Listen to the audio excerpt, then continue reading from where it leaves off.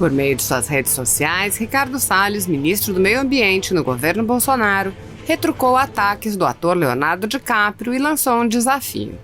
Em inglês, o ministro instigou: "Querido Leonardo DiCaprio, o Brasil está lançando o projeto de preservação Adopt One Park, que permite a você ou qualquer outra empresa ou indivíduo escolher um dos 132 parques da Amazônia e patrociná-lo diretamente a 10 euros por hectare por ano.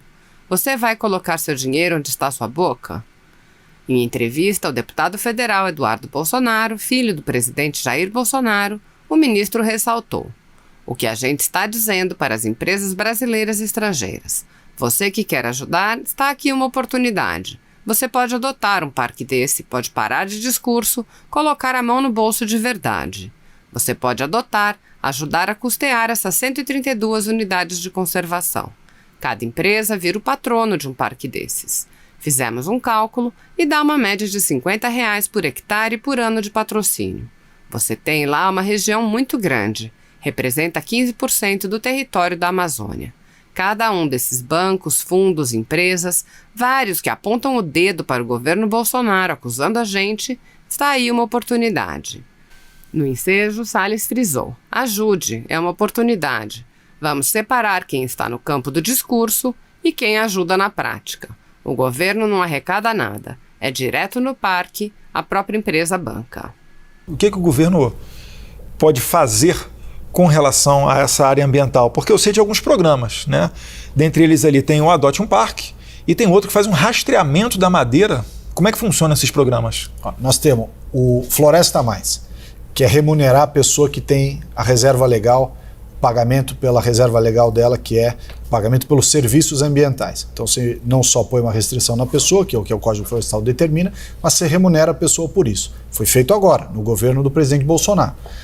Também o Sinaflor Mais, que foi lançado, que é rastreamento da madeira desde a sua origem na floresta. Você sabe exatamente de onde veio a madeira. Aquela árvore que foi cortada, etiquetada, o Sinaflor Mais presta esse serviço. Você tem o Adote um Parque. O que é o Adote um Parque? 132 unidades de conservação, né? Parques, unidades de conservação federais, que aliás estão até aqui nesse mapa. Essas unidades de conservação federal representam 15% do território da Amazônia. Então, o que a gente está dizendo para as empresas brasileiras e estrangeiras? Você que quer ajudar, está aqui uma oportunidade. Você pode adotar um parque desse, pode parar do discurso e colocar dinheiro no bolso, colocar a mão no bolso de verdade. Você pode adotar, ajudar a custear essas 132 unidades de conservação. Cada empresa vira o patrono de um parque desse. Nós fizemos um cálculo da média de R$50 o hectare por ano de patrocínio. Então você tem lá uma região muito grande, com um potencial dessas 132 que representam 15% do território da Amazônia. Cada um desses bancos, fundos, empresas brasileiras e estrangeiras, vários que apontam o dedo para o governo, acusando a gente, está aí uma oportunidade. Pega o dinheiro do próprio bolso e ajuda a manter um parque. Vamos separar aí quem está no campo do discurso e quem ajuda na prática. Uhum. Interessante, né? Porque não sai nem 10 euros o hectare. É isso aí, então, 10 euros o hectare. Realmente o governo não vai lucrar com isso daí, né? O objetivo certamente não é o objetivo arrecadatório. Não arrecada nada, é direto no parque. A própria empresa que banca. Me permita aqui fazer o papel do advogado do diabo.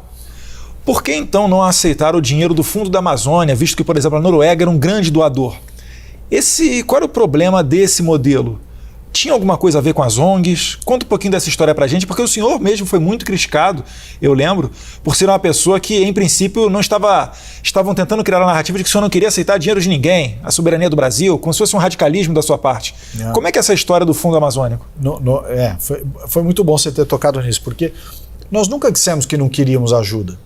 O Fundo Amazônia, o que é? É quando você mensura a redução de emissões. Essas reduções são calculadas em fator monetário e autoriza, né, a jurisdição estrangeira, nesse caso a Noruega e a Alemanha, a fazer uma doação que vai para o BNDES. Então veja bem, Eduardo, é doação em razão de redução de emissões do Brasil para um banco público brasileiro, que é o BNDES, administrar, para aplicar no nosso território. Então não faz sentido o governo do presidente Bolsonaro, eleito por 58% da população brasileira, não ter direito de gerir o recurso. Que doação é essa, então? Então não é doação. Então qual foi a nossa discussão lá atrás? Nós recebemos o recurso, ele é muito bem-vindo, mas quem vai decidir que projetos serão financiados com esse recurso, quem vai receber o recurso e em que condições, será o governo, que é o governo que representa os brasileiros, é o governo que administra o BNDES e é, portanto, o governo que recebeu a doação. Se não for desse jeito, não é doação. Então, a gente brigou neste ponto, para mudar a regra de aplicação sem negar o recurso, mas ter uma governança sobre ele. Pode-se dizer que anteriormente as ONGs eram as grandes beneficiadas desses recursos? O que aconteceu na Amazônia? Você tem 10 anos de financiamento de projetos ou pesquisas ou coisas que têm pouco ou nenhum resultado. Você financiou uma série de ações supostamente sem fins lucrativos, mas os funcionários dessas entidades estavam lá ganhando 10, 15, 20 mil reais de salário. Estavam recebendo para fazer projetos, mas qual foi o resultado prático disso? Projeto que consumiu 10 milhões, 15 milhões, 20 milhões. Qual é o resultado prático? Então o que nós fizemos? Foi uma reflexão sobre a efetividade e constatando a importância de nós termos o desenvolvimento econômico sustentável da Amazônia. Para ter desenvolvimento sustentável da Amazônia, precisa ter investimento privado, no pequeno empreendedor, no médio empreendedor e até nos grandes empreendedores que vão lidar com a bioeconomia. Eu te pergunto, fala tanto da riqueza da biodiversidade da Amazônia. Qual é o grande laboratório farmacêutico que está instalado na Amazônia? Brasileiro ou estrangeiro? Tanto faz. Nenhum. Qual é a grande empresa de cosmético, brasileira ou estrangeira? Tanto faz. Que está instalada na Amazônia? Nenhuma. Então significa que alguma coisa nessa questão de investimento em bioeconomia está errada e precisa ser ajustada. E precisa ser ajustada para atrair o capital privado.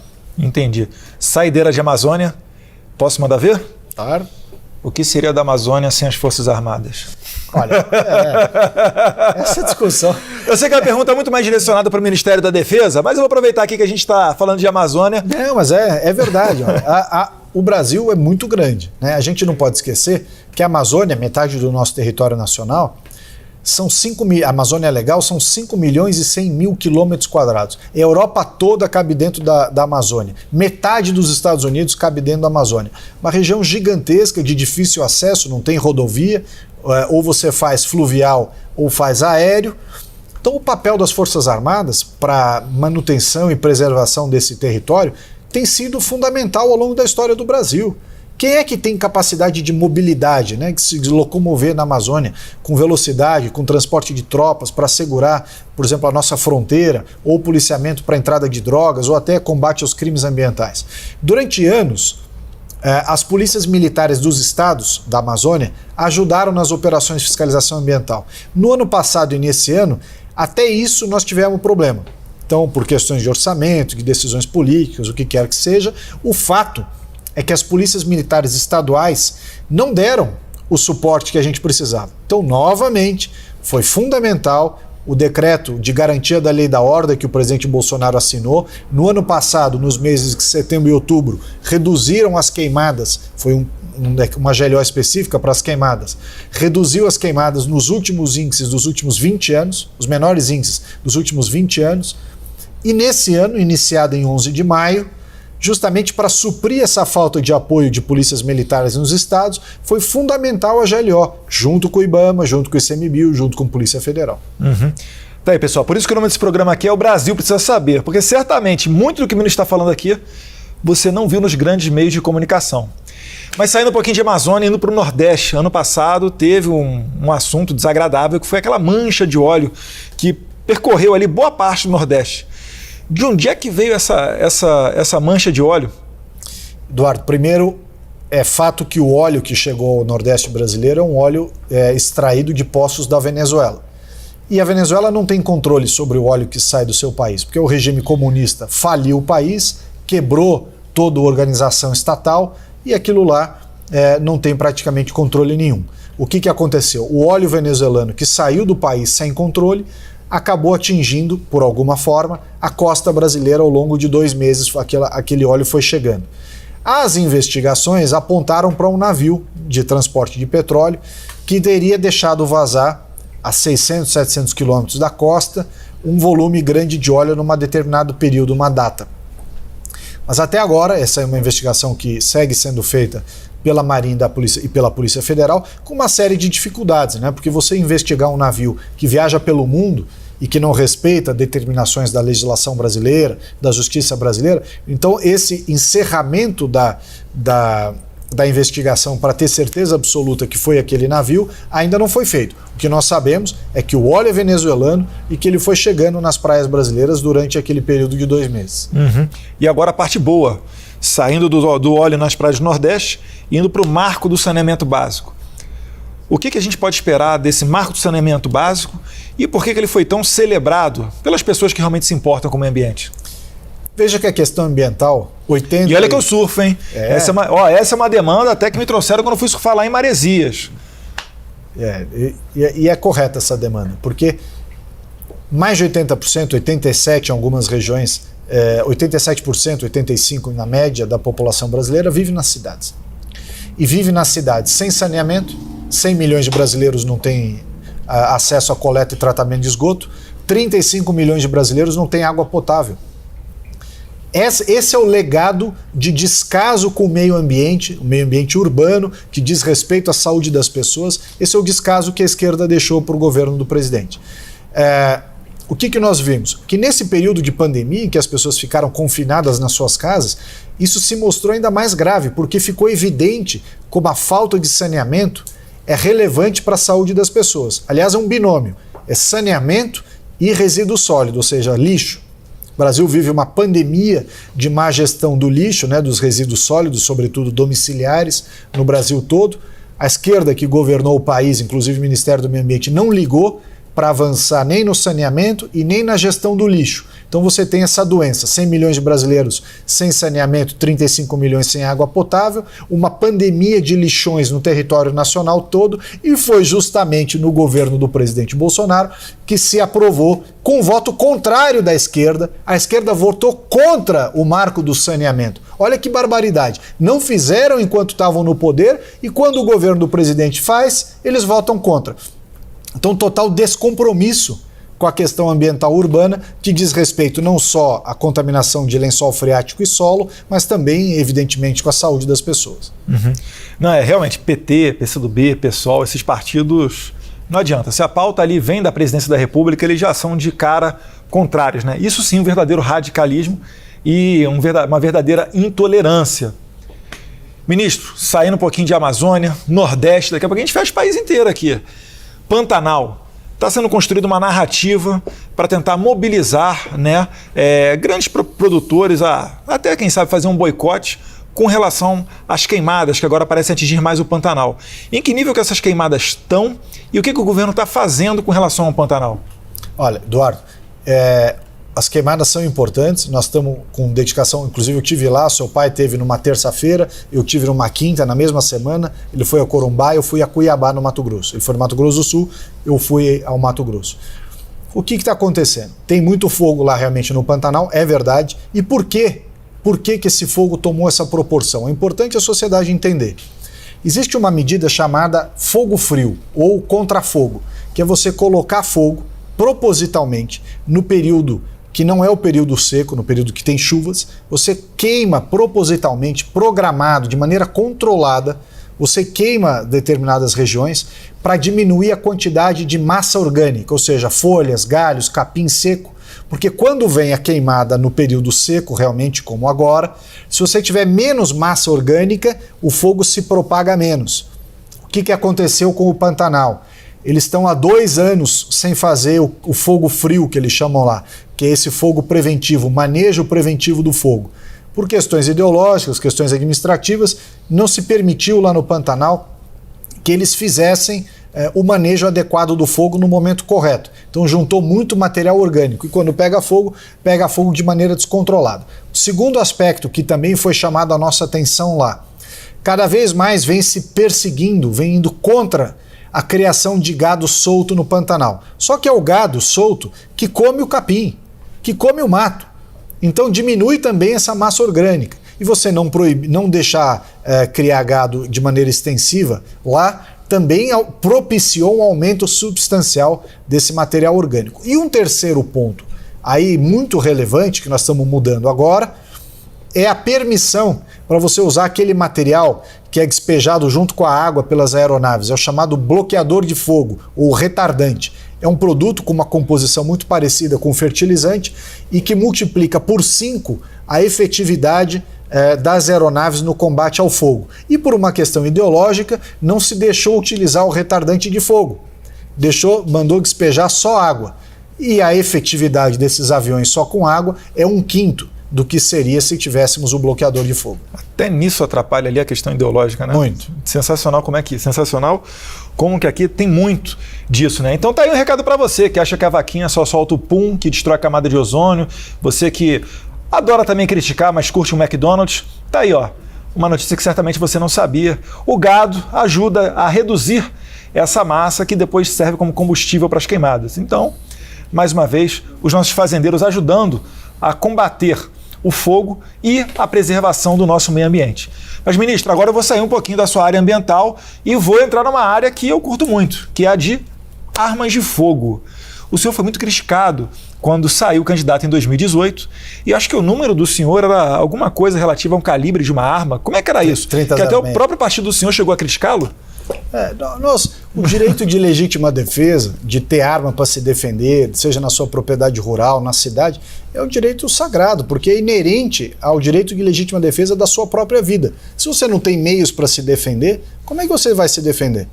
Então, esse direito da legítima defesa foi algo que eu sempre defendi. E a forma de fazer isso é o direito às armas. As pessoas terem armas em casa, terem armas na sua propriedade rural. Para quem tem habilitação, para quem tem condições e tem necessidade, também o porte de arma, né? Quer dizer, nós temos aqui, tivemos até um colega de governo que outro dia prendeu o ladrão na rua porque estava armado. Se ele não tivesse armado, não ia prender ninguém. Então, evitou de ser assaltado, né? Evitou de ser assaltado. Então, essas polêmicas todas, elas têm uma lógica, né? E o direito à legítima defesa é uma delas. Uhum. E arma de fogo puxa para a questão da caça do javali. O Jair Bolsonaro, depois que ele teve um acidente de paraquedas, ele nos anos 80 lá, ele quebrou os 2 pés e as 2 mãos. Acho que um vento pegou ele deu de cara com um muro. E a partir de então ele começou a desenvolver muito mais a questão da caça submarina. Quando a gente era moleque, levava a gente para acampar lá em Itarituba, entre Paraty e Angra dos Reis. E a gente gostava muito de fazer a caça submarina, né? Pegar um peixinho, bota na brasa, depois come. E mais recentemente eu até apoio grupos de caçadores. Como é que está a caça do javali hoje em dia? O javali ele é considerado uma praga? Se alguém quiser caçar, ela pode ou ela não pode caçar o javali aqui no Brasil? Olha, há uma explicação. O javali é uma espécie exótica, ou seja, não é nativo da fauna brasileira. Ele foi introduzido aqui com propósitos comerciais, né? Foi trazido para cá para ser reproduzido em cativeiro. Não deu certo, não teve mercado, a turma soltou o javali. Só que o javali, como não é da nossa fauna nativa, ele não tem um predador natural e ele se reproduz muito rápido e virou uma praga. Ele ataca outros animais, ele come lavoura, ele pisoteia nascentes, então ele tem uma consequência muito negativa para o meio ambiente por causa desses motivos, para os animais, transmite doenças, né, febre maculosa e outras. Então é uma praga que precisa ser manejada, controlada. Quem vai fazer o controle? São as pessoas que fazem o manejo, ou seja, em outras palavras, a caça. Se você não caçar o javali, é um animal enorme, né? Ele não vai ser predado pelo habitat natural. Então precisa ter um controle, precisa saber como é feito, mas não pode ter uma postura intransigente de dizer que o manejo de javali é indevido ou indesejado, porque isso está se alastrando como uma praga em todo o território, sobretudo o Centro-Sul, e vai se tornando um problema cada vez maior. Uhum. Que eu lembro em São Paulo, no finalzinho do governo do governador Márcio França, ele chegou a editar ali, eu não sei se uma instrução normativa ou uma portaria proibindo a caça de javali, né? E o pessoal ambientalista bate palma, né? Acha que o javali é igual, está protegendo a ararinha azul, e não tem nada a ver uma coisa com a outra. Em São Paulo, eu consigo caçar javali hoje em dia? Sim, porque a norma federal se sobrepõe, né? Eles acabaram se adequando à norma federal. Mas são decisões como essa, como a proibição do manejo do javali, ou javaporco, como ele é chamado em alguns lugares, ou também teve naquela época a proibição de exportação de gado vivo. É uma grande fonte de receita, você exportar o gado vivo, que é abatido nos países que têm regras próprias, né? Os países muçulmanos os países lá do Oriente Médio, eles têm uma maneira própria de fazer o abate do gado, tem uma questão religiosa envolvida. Então, quando você proíbe a exportação do gado vivo, você está tolhendo, na verdade, esse segmento importante do mercado agroexportador brasileiro. Não, realmente. Então, pessoal, o bate-papo tá bom, mas está chegando aí a hora do livro. E o livro que a gente está presenteando, o nosso querido ministro do Meio Ambiente, é do Rodrigo Constantino. Quem diria, hein? Livro do Rodrigo Constantino, editora Record, Confissões de um Ex-Libertário, que mostra aqui um pouquinho, né, uma crítica de como o movimento liberal na economia foi apossado pelos progressistas, né, de maneira, vamos dizer assim, sorrateira pela esquerda. E o mais engraçado, Michel, aqui no final, fala aqui no finalzinho, ó, eles, os conservadores, entendem melhor o perigo dos progressistas. Bem interessante. Obrigado, para o senhor, uma boa leitura do Rodrigo Constantino, que tem travado aí embates na Jovem Pan e por onde mais ele tem aparecido. Olha, o Rodrigo é craque, ele tem feito discussões muito importantes, levado pontos de vista extremamente relevantes, defendido de maneira coerente várias ideias.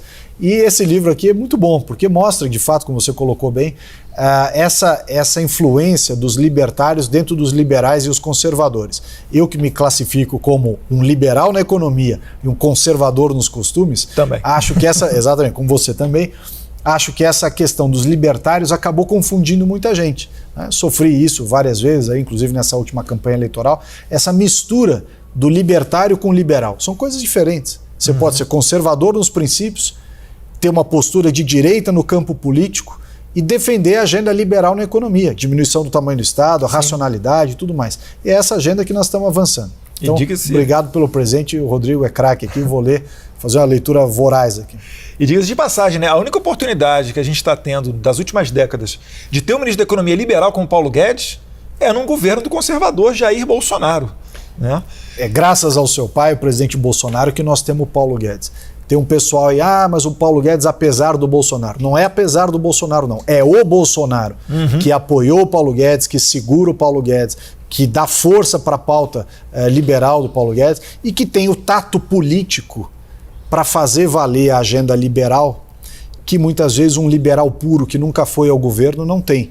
Então ali esses dois pontos importantes. A agenda técnica econômica liberal com a sensibilidade política, com a leitura da realidade brasileira. Você não pode desconectar uma coisa da outra. Ministro, para finalizar, queria que mandasse um recado aí para as pessoas que realmente são preocupadas com o meio ambiente e veem todos esses desafios do Brasil. Como o senhor falou, metade dos Estados Unidos, uma área equivalente da Europa, temos aqui na nossa região amazônica, um litoral com não sei quantos, 8 mil quilômetros de extensão, fronteira seca aqui com os nossos vizinhos, 17 mil quilômetros, enfim. Qual o recado que você dá para as pessoas que realmente, os brasileiros, que estão preocupados com o meio ambiente? Olha, nós temos no tema ambiental um grande valor. Todos os que gostam de mergulho, de vida no mar, como é o caso do seu pai, de vocês, valorizam o meio ambiente. Aqueles que são do agro, ligados ao agronegócio, dependem do meio ambiente para produzir. Os nossos povos, os irmãos brasileiros que estão da Amazônia, precisam de nós para prosperar, melhorar de vida e cuidar melhor do meio ambiente. Então, o tema meio ambiente, ele é importante no governo do presidente Bolsonaro. A forma que nós queremos defender o meio ambiente é levar a prosperidade, precificar, cuidar, né? Trazer uma melhoria econômica para o setor do meio ambiente, seja na Amazônia, seja no Nordeste, seja no Sul, no Centro-Oeste, onde quer que seja. Sem aliar essas duas agendas, desenvolvimento econômico com sustentabilidade, para ter o desenvolvimento econômico sustentável, nós não vamos melhorar o nível de cuidado ambiental no Brasil. Perfeito. Ministro. Eduardo, obrigado. Muito obrigado. E vocês viram aí, né, pessoal? Uma coisa não exclui a outra. Dá para você ter desenvolvimento econômico com geração de empregos, preservando a questão ambiental. Beleza? Muito obrigado por vocês que assistiram. Sempre recordando para se inscrever no canal, ativar o sininho e até o próximo episódio aqui, porque aqui você sabe, né, que o Brasil precisa saber. Um abraço. Fiquem com Deus. Bom, eu sou advogado, né? Fui secretário de Meio Ambiente no estado de São Paulo, fui secretário particular do governador, advoguei minha vida inteira e sempre gostei muito de política. Quando seu pai foi candidato a presidente, levantou todo o movimento liberal, os conservadores, a direita no Brasil, finalmente teve um candidato à altura. Eu fui candidato a deputado federal, fiquei na primeira suplência, E aí, no final das eleições, o pessoal do setor produtivo, indústria, o setor do agronegócio, vários setores sugeriram, que naquela época seu pai tinha considerado a hipótese de extinguir ou não o Ministério do Meio Ambiente, sugeriram, olha, não extingue, tem aqui uma pessoa que vai alinhar bem com o que ele pensa. E aí nós nos aproximamos. Porque na verdade o Ministério do Meio Ambiente sempre foi visto aqui como uma área de radicais, aquele pessoal até com o apelido carinhoso de ecochato, qualquer coisa travava a obra, embargava o progresso, não gerava emprego lá na ponta, enfim. E aí vem a primeira pergunta. O que é que mudou dos ministérios do meio ambiente anteriores ao do senhor, que agora conduz a pasta? Bom, a primeira coisa que eu digo sempre o tema de meio ambiente, ele é um tema que pertence a todos. Acabou sendo capturado, em alguns casos, pela esquerda, mas o tema meio ambiente é de todo mundo. É de quem é do sul, do sudeste, do norte, do nordeste, do centro-oeste, de direita, de esquerda, liberais, conservadores, enfim. É um tema de todos. Qual é a grande diferença? A grande diferença está em como você preserva o meio ambiente.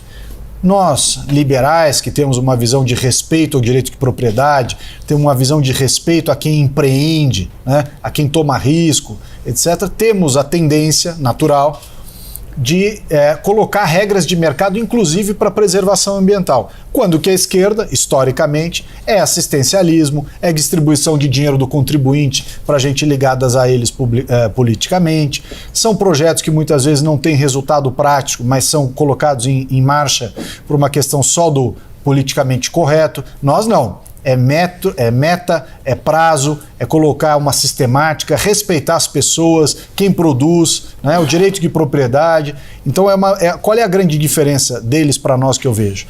Nós temos uma maneira de enxergar a questão ambiental que valoriza tanto ou mais do que eles. Mas nós temos um caminho para chegar lá que respeita todas essas condições de mercado, de livre iniciativa e de direito de propriedade. Uhum.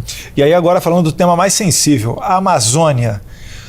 O que está acontecendo com a Amazônia? Está pegando, não está pegando fogo? Estamos na época de seca? Tem o risco real de um boicote dos europeus? Enfim, como é que está hoje em dia a questão da Amazônia vamos dizer assim, na comunidade internacional, vai?